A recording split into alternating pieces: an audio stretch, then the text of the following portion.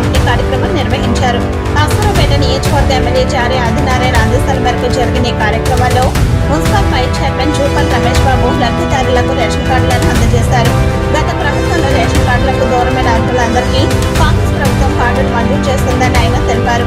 ఈ కార్యక్రమంలో కాంగ్రెస్ పార్టీ నాయకులు, కౌన్సిలర్లు, కార్యకర్తలు పాల్గొన్నారు.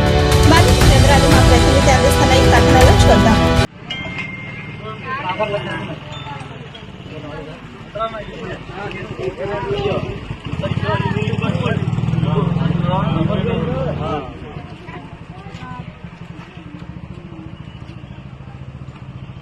पलंग तो सही हो नहीं